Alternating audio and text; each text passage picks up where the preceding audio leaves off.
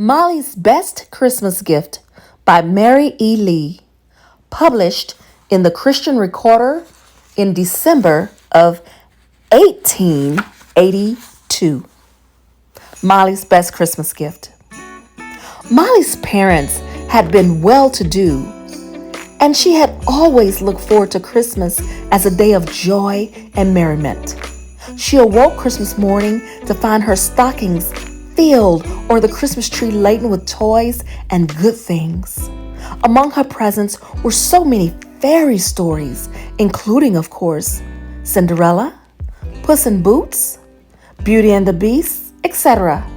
She also had Line Upon Line and Pilgrim's Progress.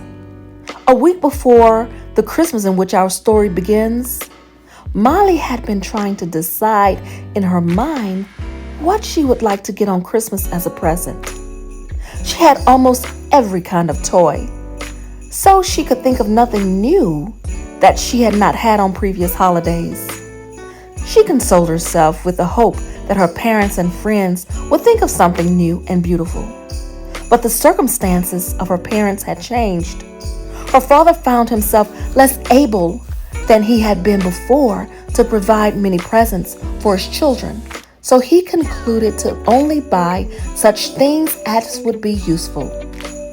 Mollie herself was somewhat changed from what she had been on other Christmases. She was older now and more thoughtful.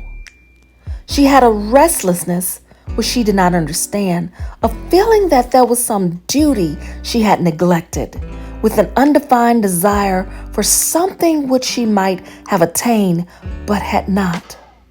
Thus she looked forward to Christmas. What was her chagrin when she found that her presents consisted of only a pair of shoes, a dress, and a silver dollar. She was so greatly disappointed and receiving in what she considered no present, only the things necessary to her comfort, which were her father would provide her at any time, that she hid her face in the folds of her blue merino dress to conceal her tears. Then looking around, she saw under the mantel a parcel addressed thus to Mollie from her brother Joseph. It contained a book, The Prince of the House of David. She began that day to read that book and carefully read it, growing interest in the history day by day. Of course, she had long since learned the story of the cross, but at home and at Sunday school, though she had not felt that she had a personal concern in it. But in reading this book, Jesus of Nazareth appeared to her the fairest among 10,000 and altogether lovely. Yet she thought the book might not be true. Perhaps these letters were not written by Alexandrian maiden after all. But she told herself, the Bible tells the story. I will read my testament. So she began to read the story of Jesus in her testament, and she had never read it before.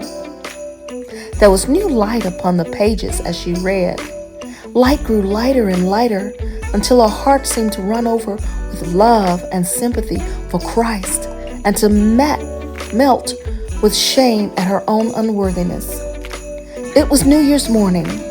For 1 week she had been reading and thinking of Jesus, and her Christmas gifts resulted in the happiest New Year she can ever have on earth. For then she first received Jesus, the hope of the earth and joy of heaven, as her Savior. Ever since then, she has felt like saying to little girls and boys giving up their childish toys, remember now, thou Creator, in the days of thy youth.